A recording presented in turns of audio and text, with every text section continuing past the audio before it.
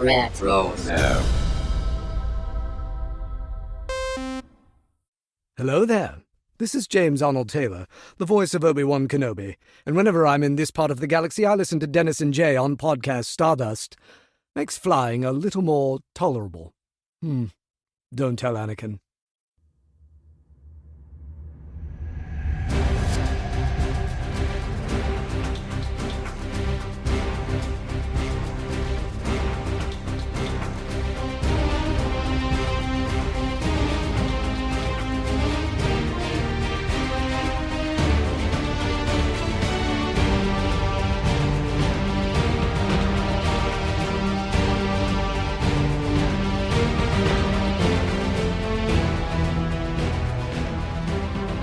Welcome to Podcast Stardust. This is the fully armed and operational podcast dedicated to Star Wars news, reviews, and discussion. I'm Dennis Keithley. And I'm Jay Krebs. And on this episode of the show, we're going to be discussing the Revenge of the Sith novelization that was written by Matt Stover. But before we get into the book, Jay, you want to remind everybody where we can be found on social media before we get started? Absolutely. We are on Facebook and Instagram at Podcast Stardust. All right, that is the line. The signal's boosted to maximum output. The shield is down. We are now broadcasting to the galaxy. So once again, we're going to be talking about Matt Stover's novelization of Revenge of the Sith. Just if you, as a reminder, or if you didn't already know, Matt Stover was not a new author to Star Wars when he wrote the novelization. He had previously written Shatterpoint, which is the book about Mace Windu, and really created the Shatterpoint ability that Mace has. Traitor, which was set during the New Jedi Order and is on many people's list of best New Jedi Order books or best Legends book, period. Mm-hmm. And Luke Skywalker and the Shadows of Mendor, which also gets a lot of acclaim, but was not one of my personal favorites. Had you read those books? I think you've read Traitor at least, but have you read the others? Yeah, I've read Traitor, and I know we've talked about reading Shatterpoint before, and I know so much about, Mace Windu and his Shatterpoints, especially after we just read the most recent Mace Windu novel. But yeah, I love Traitor. And of course, New Jedi Order is very near and dear to my heart and always will be. And I know that this novelization is also considered, up there as far as one of the best Star Wars novelizations like of any movie. So, and that's a lot of praise for Matt Stover, that's for sure, and well deserved. Indeed. And having said that, what are your overall opinions of this novelization? Oh, I thought it was great. I love reading this, and I know that I've alluded to it several times in our discussions as we've been going through breaking down the movie all year, and just the way that different scenes resonate with the book or vice versa. And I just think that the book really does a great job of diving into, as I like to call it, more of the psychological aspects of what's going on with each of the characters. There's some things that are, missing here and there as well that the movie definitely does a better job of, especially with the visualization of certain things. But as a whole, I love this novel, and I do think that it deserves the acclaim as being one of those novels that's, at the tippy top of all Star Wars. So what do you think? I think it's really good. I enjoyed it quite a bit. The last time I read it was probably 2005. There's just been a lot of other Star Wars stuff to read between now and then. And as much as I enjoy the novelization, typically if I'm going to enjoy Revenge of the Sith, I'm just going to watch the movie, right? It could be done in 2 hours and 15 minutes, where it's probably going to take me considerably longer to get through this book. So I found it interesting when I was reading this time. I don't want to say I received it differently, but with the way Star Wars has evolved since 2005, there's things in this book that if this novelization had been written this year would be very different, I think. For one, this novelization does rely on a lot of what is now Legends material for some of its references in there. For example, Anakin is thinking back to a lot of past battles in the Clone Wars, and he keeps referencing something that happened on J-Beam. I think that's how he pronounced it. And that was a whole Clone Wars like comic that happened prior to Revenge of the Sith coming out. And the discussions of Shatterpoint were all things that were developed in that Shatterpoint novel that Matt Stover wrote. And then those are just a couple examples, but there's a lot of those in here. And there's references to the Labyrinth of Evil book that is a prequel to Revenge of the Sith, in the sense that it takes place like literally days before Revenge of the Sith starts. And so it was just interesting to me in that regards, that it very much is, it's based on the movie, and so much of the stuff is the movie. There's a lot of alternative lines, which makes me wonder if this wasn't based off of an earlier draft of the script at some Mm-hmm. point, or if Mm-hmm. things just got changed during the course of filming on this. But again, it was written, like I said, it was written on reliance on a lot of what is now Legends material there. And so like I said, I just think it would be very different. I can't help but wonder, like, some of the stuff with Bail Organa right now, we've seen how he's been developed through Andor and Obi-Wan Kenobi in some of the recent work, the Mask of Fear book that Alexander Freed wrote. I think some of Bail's internal monologue would be different than it is in this book. So all this kind of say is that when it comes to what is canon and what is not now, the movies have always, of course, been held up as canon. And then they've always kind of said the novelizations, to the extent that they don't contradict the movies Right. there. And now I think they've kind of even gotten away from some of the stuff that's in the novelizations that doesn't necessarily contradict the movie.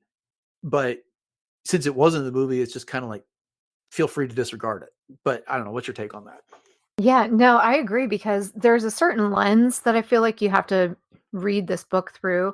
And I think you put it perfectly in that, because when this was written, as you said, there was a lot of Legends things that were still out there. And one of those that I caught as well is when Anakin is talking about the red lightsaber, and he talks about the synthetic crystal of, Mhm. the lightsaber. And as we know now, that's a Legends thing. So I think that it's, you got to kind of take that with the lens, like I said, in which it's being provided through and when this was written. And I feel like I should know this, but is the newest edition of Revenge of the Sith, does it take any of those liberties to rewrite any of this stuff, or is it just basically the same book that's been presented in a new way? Do you know? I don't believe they changed the text of the Hmm. book. I think it's been annotated in some Okay. places there. Hmm. And there's some additional, maybe some excerpts, some stuff from Matt Stover in the book, but I haven't picked that up. As we've discussed on previous episodes of the show, I'm happy with my first edition from Right. 2005 on this, and it Yes. was fun pulling it off the shelf and reading through it on this. And as an aside, uh, you told me that Jonathan Davis did the audio version. I wish I had so known that. I would have Yes. downloaded that and enjoyed listening to that too. Because Mark, no disrespect to Mark Thompson, but Jonathan Davis is just one of my favorite audiobook narrators out there. I think he nails everything he does, that at least that I've listened to. And I may still have to do that. I've got some Audible credits. I may have to go ahead and just get that and listen to him do it. Yeah, he's great. He really is. And there's Mhm. one other thing too that I noticed as because I was doing, speaking of the audio version, listening to the audio version in very fast speed while I was reading, but there was one reference that was made that I was like, wait, what did they just say? And it's towards the end when they're talking about it says in the book, the clones at Chance Palp Mhm. seemed confused, and that's actually at the spaceport, but they call it Chance Palp in the book, which is the name of Yeah. the space book. And so when I was listening to it and reading it at the same time, I was like, wait a second, they just totally called that something different. Yeah. Yeah. It's some of those things like the medical is called like the Chancellor Palpatine Emergency Medical Center. And then so like everything else in real life, it gets abbreviated down to like its first syllable. So it's like the Chance Palp M Sen or something like that. Right. Yeah. And yeah, because that threw me too. The first time they said Chance Palp, I was like, what are we talking about here? And Mhm. everything is just getting named after Chancellor Palpatine. But Right. all right, fine. I guess it was actually the Emperor Palpatine Medical Center at that point, at the end of the book, where they take Anakin to put him in the new suit there. All Palp. right. Now that we've kind of got through some of our initial thoughts on this, I thought we'd just kind of take turns bringing up stuff from the book that stood out to us that we wanted to discuss. And just kind of address it for that way for a little bit. But so I'll let you lead off. What was something that you noticed in the book, or some aspect of the book, or a scene, or whatever that stood out to you that you want to talk about? Well, like I said, one of my favorite aspects of this was the dive into the inner thoughts of the characters that you don't get to really see on screen because Mhm. obviously we're watching it from a third person perspective. So we get into this is how it feels to be Anakin Skywalker, or this is what it means to be Obi-Wan Kenobi, or this is how it feels to be Mace Windu.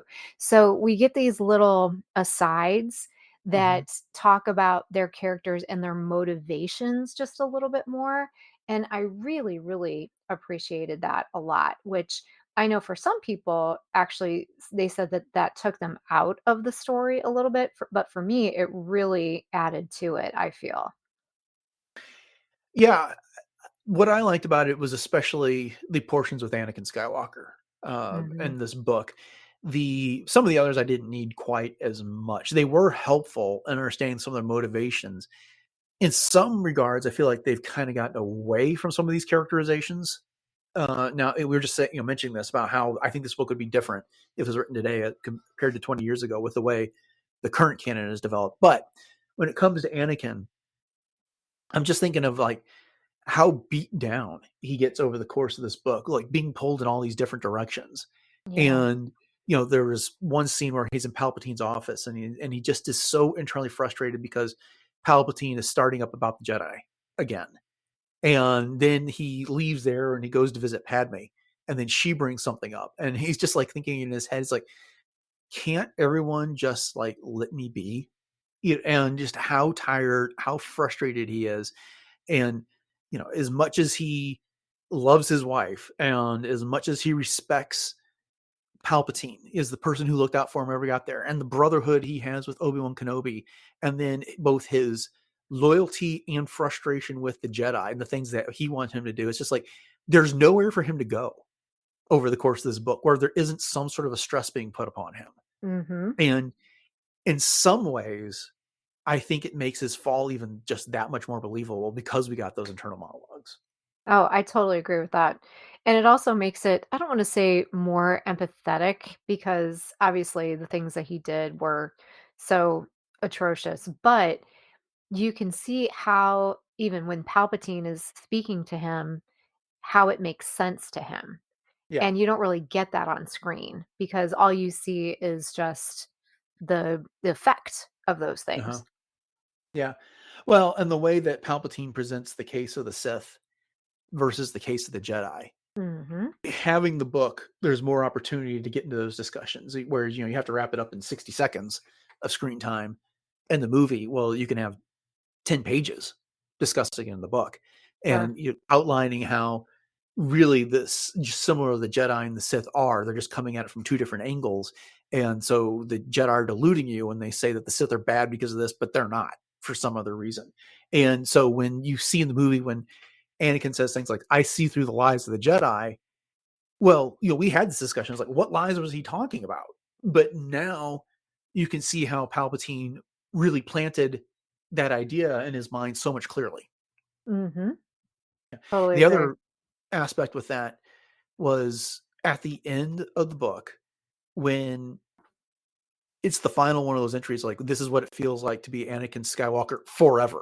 Is Forever. they change it right now to forever, and he's talking about all along he's been thinking of this dragon inside of his chest that's been whispering things to him like everything in the galaxy dies, even suns or whatever. When he's afraid for Padme, when he's afraid for Padme, the dragon's whispering to you, everything dies, even the suns and the stars and whatever the situation is.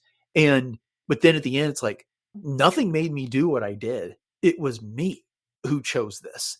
And he Mhm. went from thinking about Padme and doing everything for Padme, but once he had this power, he started doing everything for himself. And so later, when we start to think of like, what is it that fuels Anakin's hate? It's he hates himself for what he did and what he's Yes. become, and he hates Palpatine for driving him to it. But all at the end, the only thing he has to blame is himself. So I And that thought that was a spectacular portion of the book. oh, yeah, me too. And that even makes that scene in the Obi-Wan Kenobi series hit home even that much more. Where when Anakin tells Obi-Wan, "You didn't kill Anakin Skywalker, I did." Yep. And that's just, oh yeah, it all comes back to that. Really. Yeah. Well, moving on a bit, because there's plenty of other things we want to talk about here in this book. One of the things that I really appreciated was the extra detail that highlights the conflict between the Jedi and Palpatine throughout this entire story. The key thing being that the Senate voted to put oversight of the Jedi directly with Chancellor Palpatine. And so when Palpatine pulls Anakin aside, and starts telling him, like, oh, you ever wonder why you haven't been on the council? I can make that happen. You'll see I have a way of getting things I want. And then he names Anakin as his personal representative of the council. There's no longer a question. It's like, how did he possibly have the authority to do that? Well, because he has Right. oversight of the Jedi. He has direct oversight of the Jedi on this.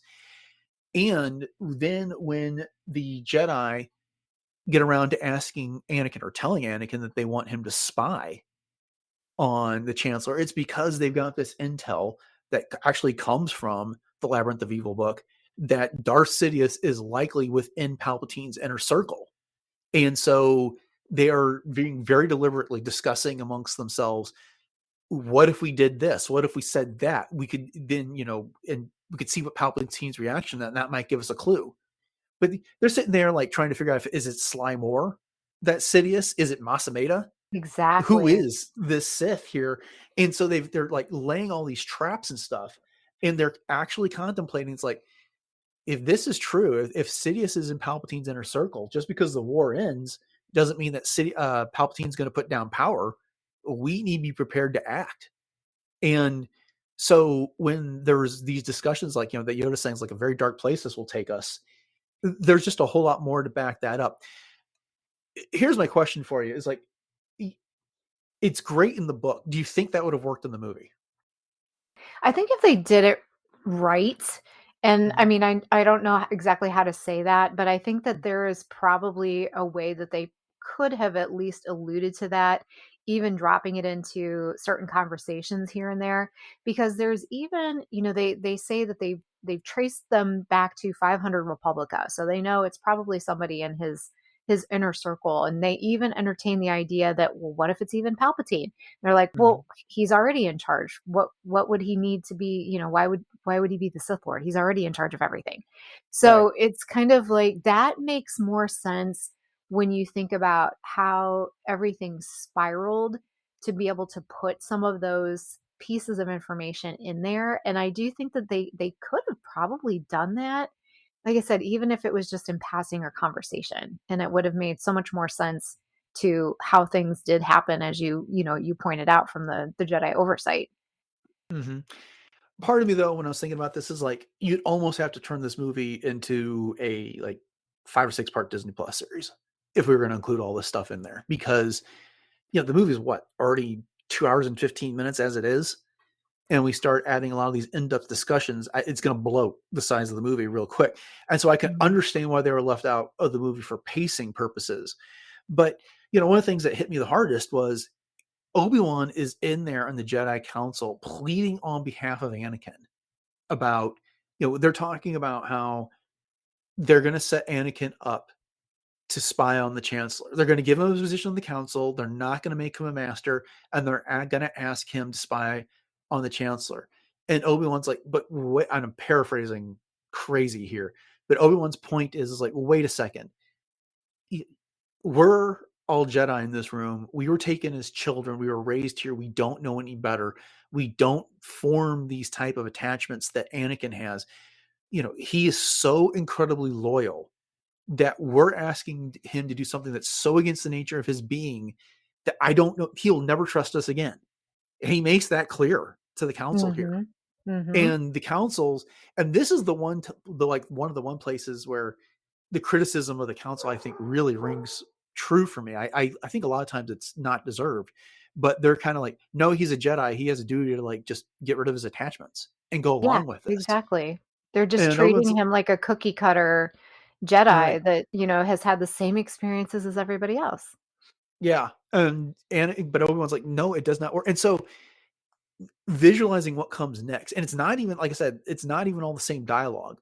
But afterwards, when Anakin is furious that he hasn't made a master, and he and Obi-Wan are talking about that hall, and then Obi-Wan's giving him this assignment, and he's telling it's not to be off record. In the movie, we see kind of like how distraught Obi-Wan is over this, because he argued against it. He argued in favor of Anakin so much, but we got to see it here in this book. So it's not us just taking Obi-Wan's word that he didn't Right. want to put Anakin in this position. He really did not want to put Anakin in this position. Right, because he sees how, like as you said, Anakin's origins is so different, and he's loyal to people, not to principle necessarily. And he Exactly. brings that up. And it makes me think, like you were saying, I know it was not in the best interest of time to be able to include all of these things, but it's unfortunate in a lot of ways that this movie was created before the advent of a lot of what happens nowadays with, and I'm just thinking of things like Harry Potter was split up, like the finale was split up Yeah. into two, and Avengers was split up, and even Twilight Breaking Dawn had part 1 and 2, and so that they could tell the full story. And you wonder if That's this generous, Jay. It's so they can maximize the profits. that too, but so I'm just thinking of Revenge of the Sith. Like if we would have had things like some of the deleted scenes, and we've talked so many times, about several of them, and I don't want to go off on a tangent too Uh-huh. far here from what we're talking about, but even the delegation of 2000, and some of those other deleted scenes that were taken out that would have just added so much more depth. And it's unfortunate that we didn't get those in scenes like this as well. Yeah, no, I'm with you there. And then you brought up another thing, the delegation of 2000 there. Uh, they show up in the novelization when they're absent from the movie. And again, that's something that's been handled a little bit differently in canon since this book came out, especially lately with what we've seen in Andor and the like, and Mhm. Mask of Fear by Alexander Freed. You can tell that book has had a lot of influence on us because we've referenced Oh, it so many times in the past couple months. But so good. yeah, they put that whole thing together. And I remember like the meeting at Padme's apartment, and they're getting into some dangerous territory. And I could visualize this like so clearly in my mind. Padme sits straight up, is like, "Has everyone had enough refreshment? Does anyone need anything else?" More And when Hoy everyone's Bra? like, "Yeah," and then like when everyone says like no, she's like, "3PO, you can go, power down, go recharge." What she wants, like nothing, no other witnesses around, no one who can like C3PO can have a memory that can be accessed, and secrets pulled out and whatever. And she's like, she realizes what dangerous ground they're treading on with this. And sure enough, by the end of this book, Palpatine is telling Anakin that delegation of 2000 is not a list of senators, it's a list of traitors Yeah. in there. And Anakin basically is shielding Padme by virtue of his closeness with her. I mean, it's kind of like it's understood that you're with me, so you're safe. Everybody else, they got hell to pay. Yes, so be careful who you associate with from here on out, Mhm. Padme. He even tells her that. But it also makes more sense, when we see that scene later on in Revenge of the Sith where after Obi-Wan had been there that morning, Anakin is kind of feeling, and he's sensing that there was other people there, and he even catches the waft of the Hoy broth, and he's like, "Well, Obi-Wan's allergic to Hoy broth, and Yep. Padme hates it, so who has been here?" Those kinds of things. I just thought that was really cool. And while we're on the subject of it with Padme, that's another thing that I really loved about this book was that we do get so much more of Padme's perspective, and Mhm. we lost so much of that on screen because Padme had such a more strong inner voice. She had more even like political agency. She's Yeah. not just like crying all the time and sitting on her couch and sidelined, and you know what I mean? She's really involved in what's happening with them with democracy, and she's watching it die with her eyes wide open, with the whole delegate of 2000, and then her whole, tragedy between being torn between Anakin and her allegiances, and it's not just her heartbreak over Anakin, but over the Republic. And you don't get Mhm. that on screen Mhm. like you do in the book. Well, and there she is during the presentation that Palpatine's giving in the Senate about what happened with the Jedi. And she basically is telling Bail that you have to vote to support him Mhm. to maintain a cover so that you can do all those things that you're talking about, because everyone that's on that list of 2000, they're in serious trouble. But what you're going to do, you have to do from undercover of being a supporter. And she says something along the lines like, I may not be around.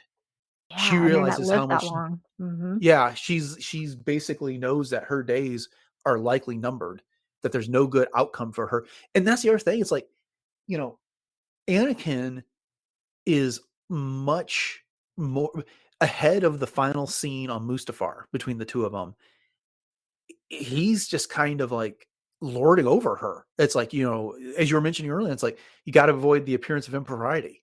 Those type of views are dangerous. And he's not really giving her a choice in this matter. And Mhm. I mean, I'm not even sure exactly how to phrase it, but he's like much more dictating to her and being brutal about things than he is, attempting to comfort her and just like brush off her. The gaslighting is not there as much, which it's weird to say that that's a good thing. But, in the movie, he's like, when he shows up, it's like, the Jedi rebelled. And what about Obi-Wan? I don't know. We can only hope that he's been loyal. And hey, don't worry, my love. I'm going to go put an end to this. Here it is. It's like, you're safe because I'm making you safe. And Mhm. it's a very different tone between from the book to the movie. Yeah, it truly is. And it hits home the idea that she is his possession more Hmm. so than his partner in the book too, that he has this absolute possession over her. And they even mention that, in the book in so many ways. Right. So, And it's not just her pleading with him to come back from the dark side. It's her pleading with him to be the man that she fell in love with all those years ago. and just to Because leave. Yeah, just to get yeah, away. I mean, yeah, he's completely become this possessive, obsessive person that is not really even listening to her anymore. Where, Right. when they were in having their picnic during Attack of the Clones, he had some very strong viewpoints, but he at least was listening to her in that regard. And now he's not Right. even like really listening to her. It's just like, I did all this to keep you safe. Now be appreciative. Yes. Yeah. Yeah. And that's W- chilling. Right. What did you think? We kind of gotten away from our bringing topics up and we're just free flowing discussing it. I love it. But the fact that Obi-Wan shows up that morning before everything goes bad, and he basically just comes out and tells Padme that I know there's a thing between you and Anakin. He's obsessed about you ever since he met you, and I pretend not to notice it. But, for your part, Padme, every time he's mentioned, your face lights up on this. Mhm. And although she tries to protest a little bit, she eventually just gives up and starts saying, I can't talk about that, Obi-Wan. I can't discuss that. Please don't ask me about it. And so she's not denying it, but she's also just trying to cut off the conversation. But we all knew that Obi-Wan kind of knew, but for him, he just flat out comes out and says it to her in this situation that he's always pretended that he didn't know because he was happy for Anakin there. And so he's in a way admitting that he has an attachment to Anakin as a brother and wants Anakin to be happy in that regard. Yeah, it's true. And I liked that in the novelization. I don't know if it would have worked as much in the movie, just only because of the fact that I think when Obi-Wan kinda sputters that out and says, "Anakin is the father, isn't he?" It's almost like a moment in the Mhm. movie, but it makes more sense in the novel, and even later on, when Obi-Wan is talking about how he views Anakin or viewed Anakin before he turned to Vader, and he even admits that he had an attachment to Anakin. Mhm. And that he feels that there were things that he couldn't see because of that attachment to Anakin. He was making excuses for Anakin. So this Mhm. kind of lends into that as well, kind of turning a blind eye and, all the things. And not to say that it was a bad thing for him to do because, as you said, it was something that made Obi-Wan happy to know that Anakin was happy. Right. And, and along those same lines, I mean, Palpatine even comes right out and says, "You really think I didn't know? Like, I'm from Naboo and I know all the Hmm. people that are on the clergy on Naboo. Do you really think that there was anybody that I didn't know that married you guys?" Kind of thing. Yeah. So he comes right out and says it too. Yeah. It occurs to me a lot of what we're talking about in this discussion is just the relationships between the characters. Right. And what the other thing that was kind of heartbreaking was, Anakin's had his blow up with the council. He's had a blow up with Obi-Wan here. But when Obi-Wan is leaving Coruscant to go find Grievous and defeat him, Anakin in the movie says, you're going to need me on this one, Master. And then Obi-Wan's response is like, oh, undoubtedly, but this might just be a wild bantha chase. But in the book, Anakin's inner thoughts are how much he does not want Obi-Wan to leave in Yeah. this situation, how much he wants Obi-Wan to be there on course there. Despite his frustrations with Obi-Wan, it's like there's a comfort there. And that as Mhm. long as Obi-Wan's around, that things can be better in the situation. And I mean, that just stabbed me right in the heart when I read that part of it there. Cause they really, it's not, I'm not saying it's just lip service in the movie, but they say they're brothers and they get angry and they yell at each other here. But that longing for a brother, that longing for a friend, that close to a friend, and what it means for him to leave, that he suddenly has to take on some of these frustrations by himself. They're the ones that Padme can't help with because their marriage is secret and she can't Right. intervene in those types. She can't use her influence like this. But his quote unquote brother is there on the council and it's been looking out for him.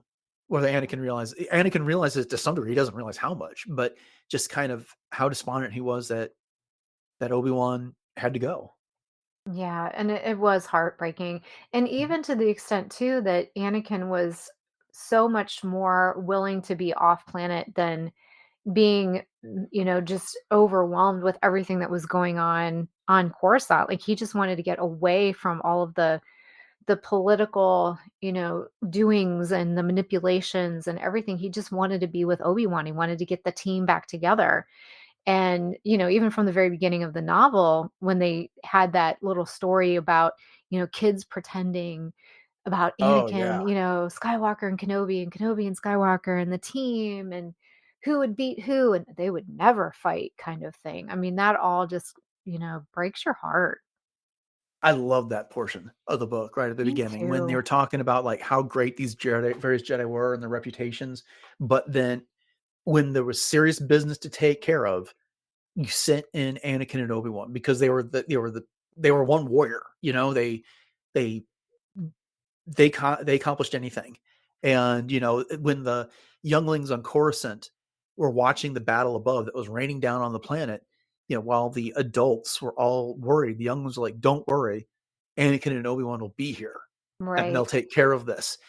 And that was such a great portion of the book. I just loved how they set up the relationship there. And when we got this movie, we didn't have the Clone Wars. We had a micro series that had Right. very low, but they had some Anakin and Obi-Wan in it, but not to the degree that we got through the Clone Wars. Mhm. And there was bickering and a lot of disagreement in Attack of the Clones. We didn't get all the adventures that these guys had had, and so getting that moment there really enhanced the relationship for those two. Oh, it truly did. And Mhm. and as for much as, we've been talking about the relationships and everything, and we always talk about Anakin's downfall and tragedy between he and Padme. Poor Obi-Wan. I mean, he Yeah.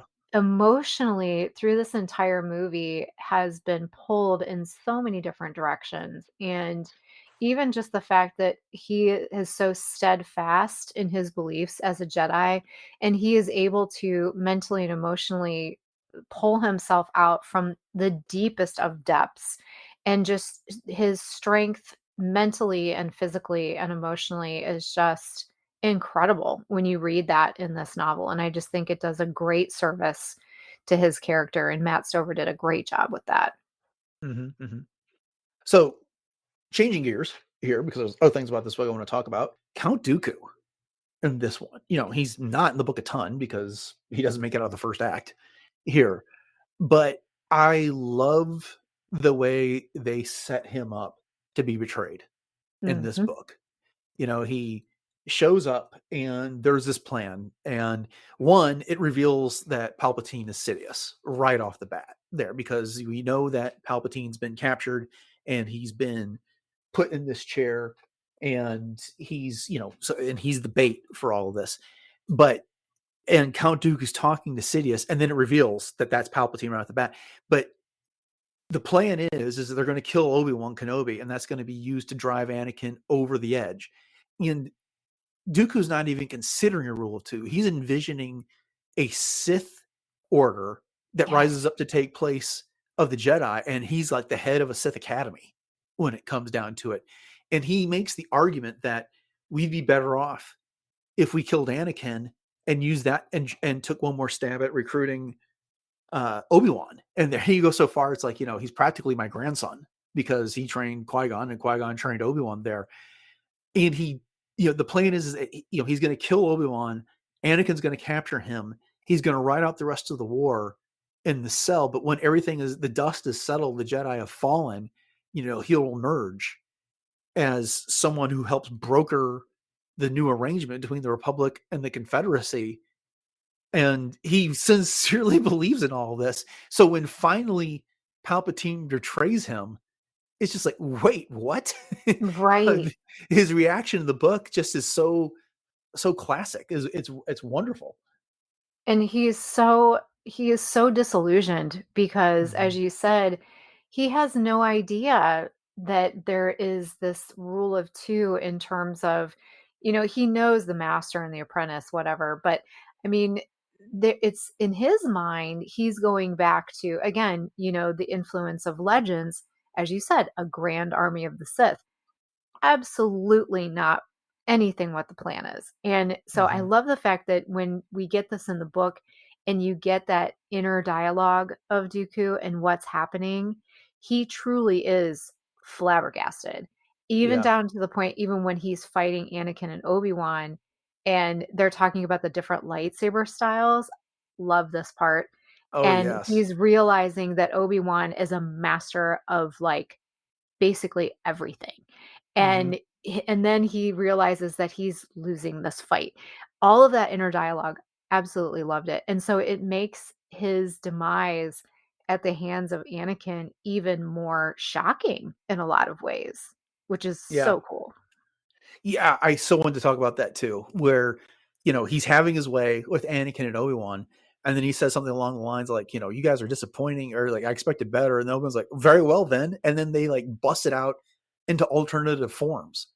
And every time he got one out of the way, he's like, he turns around almost expecting to gloat. And then there's the other one in his face all of a Right. sudden. And he's like, what is happening here? This Yeah. is not what I was expecting at all. And so he kind of has to up his plan on this, which is like, I got to do something about Obi-Wan faster. And so I really enjoyed that portion of the book as well, and it comes right on the heels of what we're just talking about how hearing what a great team Anakin and Obi-Wan were. And then they Mhm. put it into practice here in this big duel with Dooku. Right, right. And and you see it on screen, but you don't appreciate the what and the how. You just appreciate this is how it happened kind of thing. Indeed, indeed. What else? What else stood out to you? Oh gosh, so many different things. What do I want to go with next? Well, let's get into even with Grievous and how his evolution was and the way that they explained it and how his body and his, vocoder and all of those kinds of things and the reason why they chose the Durasteel or however his skeleton was and his place in all of it. And I just thought that it was, again, this is how it is to be Grievous kind of thing. And he truly believed that he was going to have a place in all of this as well. And he didn't believe that he was just being a pawn.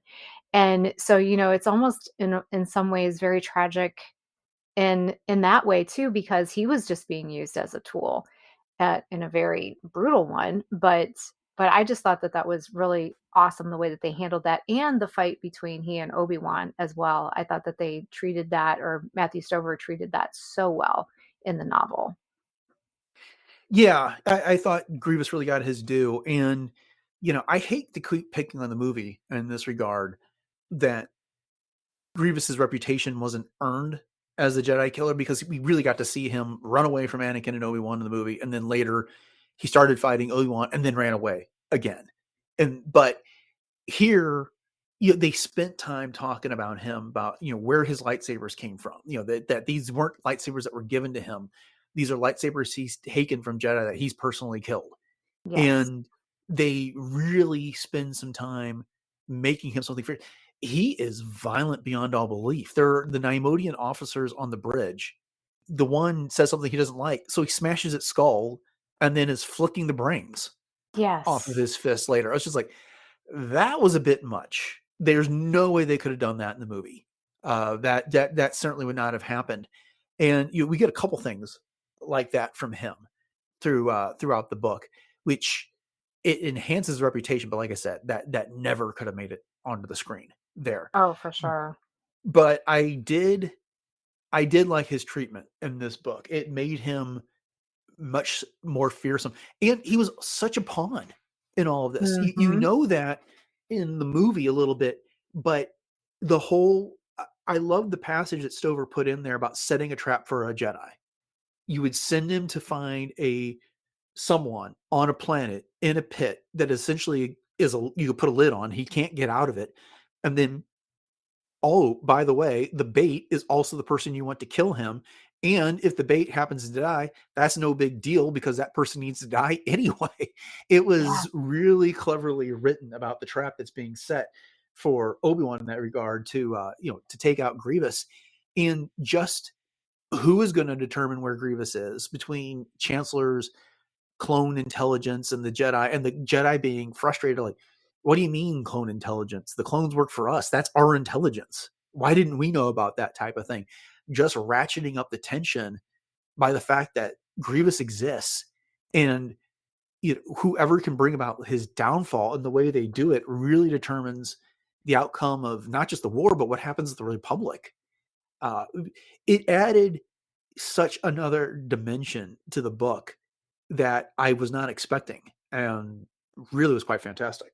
Oh, for sure. Because in the movie, Grievous is fun to watch, but he's kind of shallow, you know? I Yeah. mean, he's just kind of he's just more spectacle than anything else. But you really, as you said, in this novelization, you see how his humanity was taken from him piece by piece, to the point where they even talk about he loses all emotion. Like, he is void of emotion whatsoever, because he's given that up to become this killing machine, essentially. Mhm. And the novel just makes him so much more meaningful, I Oh, think, in definitely. so many ways. Yeah. Yeah.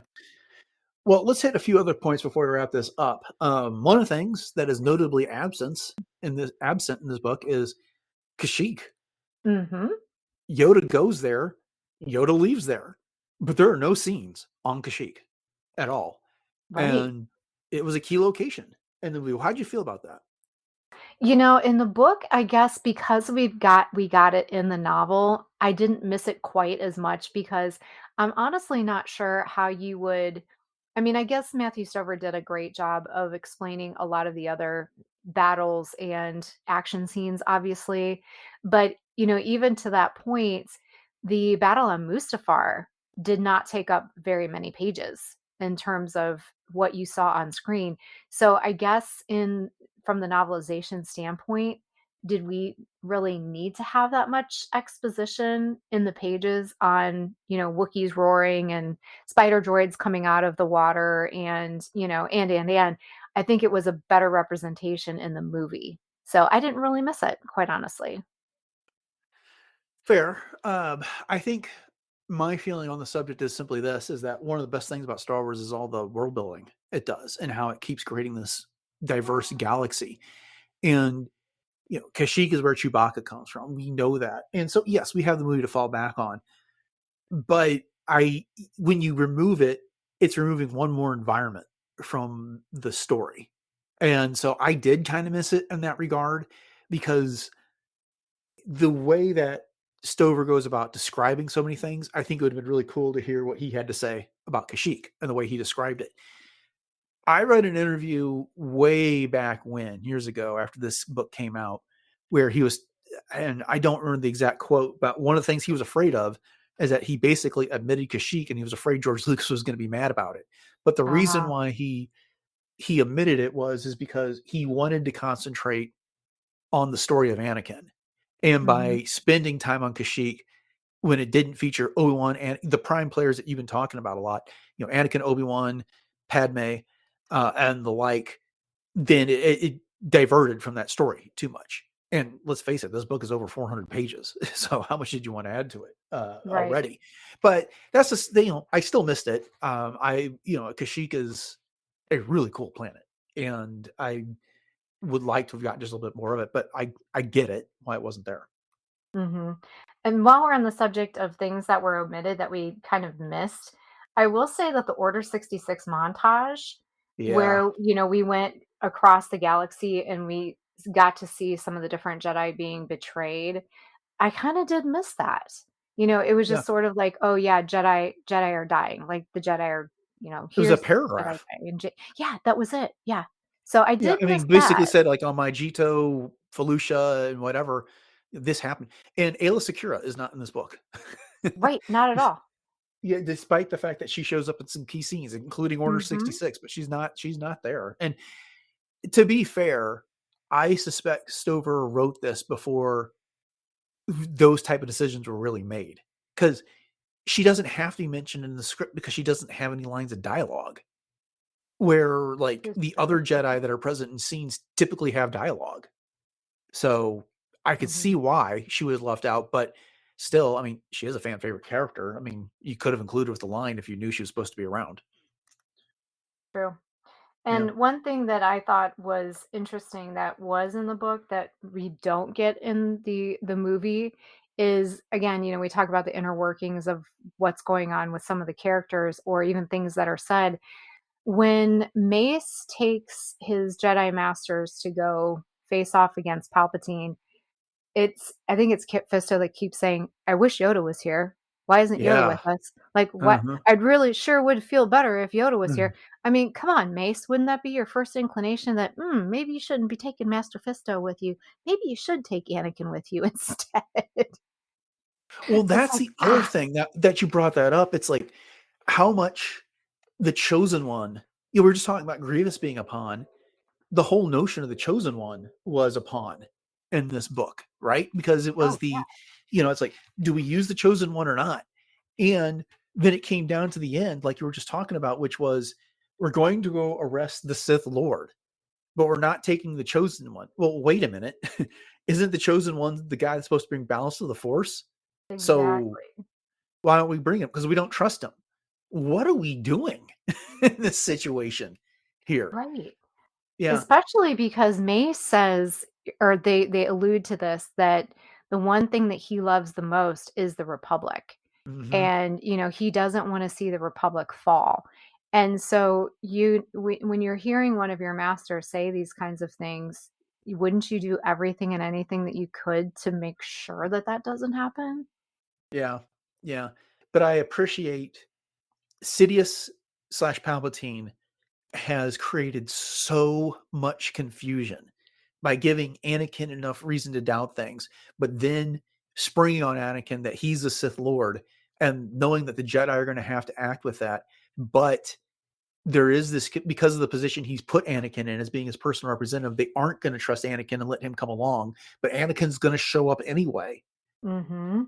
It's a good plan in the movie, but it's even more masterful in the novel. Oh, Um, yeah. And yeah. even Mace is so grateful when he realizes, "Oh, the chosen one is here." When he Uh-huh. goes, he loses his other masters. He's like, he'll step in, it'll be fine now. He realizes that he's here. And then obviously doesn't turn out the way he expects, but oof. Indeed. Indeed. So we need to start wrapping this up because this has been plenty long. But the last question I'll have for you is, and this is not even a fair question. So I guess I'll just let you opine on however you want. But you've got the movie, you've got the book.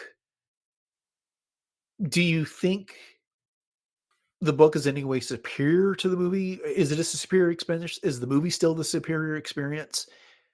What do you think? I mean, again, it's not a fair question, but if someone's putting a gun to your head, making you choose, what are you saying?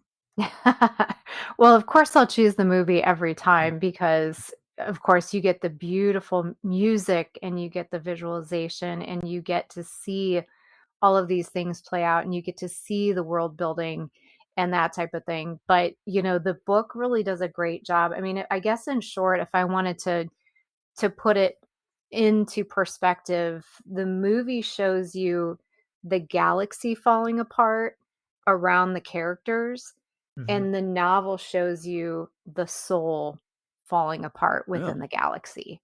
You know what well I put. mean? Well put. And so that for me is what I love about the novel. As we said, we've focused so much time on the characters in the book. And there's a reason. I mean, that's the reason right there. It's showing the soul falling apart in the galaxy.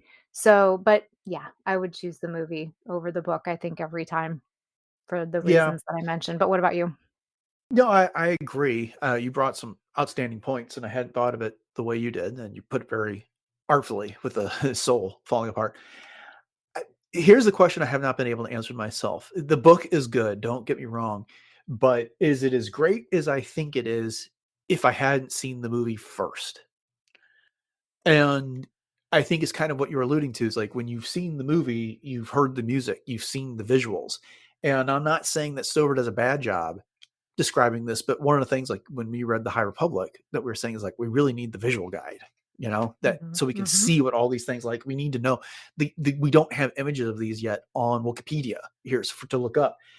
And so the book benefits from the movie having already come out, I think, to a certain degree. Yes. But it's at its core, it's the same story. The book is a fantastic supplement to the movie. I think that's the way to answer this question. Mhm. It's a good book. I think it's great for Star Wars fans. But I really feel like for it to achieve everything it does, you have to have a familiarity with the movie first. And Yes. but it's still a worthy read in its own right. Absolutely. Well put. Okay. Wow. Okay. That was fun. I'm glad we got to discuss that. I made sure that I used what time I had to get that book reread done, and I'm glad I did. Like I said, it may have been 20 years since I read it last. I can't remember, but it was fun to go through it again. Oh, so good. So good. Indeed. Okay. Well, thank you all for joining us for this episode of Podcast Stardust and our discussion of the Revenge of the Sith novelization. Um, we'll be, of course, doing another novelization sometime next year when we get around to reviewing our next movie for the year, but stay tuned to find out what that'll be. And if you've enjoyed this discussion, you want to hear what we have to say about other books and novels set in the Star Wars universe, make sure you subscribe to the podcast and you'll get those as they come out. We cover several books over the course of the year, just about as many as anybody for that matter. Mhm. And while you're at it, once you've subscribed, we'd greatly appreciate your ratings and reviews. Those do help the show grow and get the podcast in front of more people. And if you want to find more of what we've done, the best place you can do that is over at retrozapp.com, where all previous 960 episodes can be found. So, Jay, people might want to reach out to us. Where can they do that? Oh, and we would love it if they did. So we can be found very easily at Podcast Stardust on all the socials, including Facebook and Instagram. And we also maintain our Pinterest boards with all kinds of fun ideas for everything Star Wars. So head on over there and check that out. And then we also have our two YouTube outlets. So the traditional YouTube as well as YouTube Music. So head over to both of those, like, subscribe, share those out. Let us know what you thought of the novelization if you've read it and any thoughts that you might have. And we're also on all of your other streaming platforms as well. So you can catch us on Spotify and Audible and everywhere in between. And if you have some thoughts to send us or any questions, we would love it if you would drop us a line at our email address, which is podcaststardust@gmail.com. And we'd love to have just some general questions from you as well. Dennis did a great listener question episode not too long ago, and we'd love to do another one. So when we get enough to put them together in another episode, we will definitely do that. And then we also have our TeePublic store where you can pick up some Podcast Stardust merch. So if you need a sweatshirt, a t-shirt, a tank top, a tote bag, a baby onesie, or the like, you can head over to TeePublic and pick up one of those. And the link to those will be in our show notes.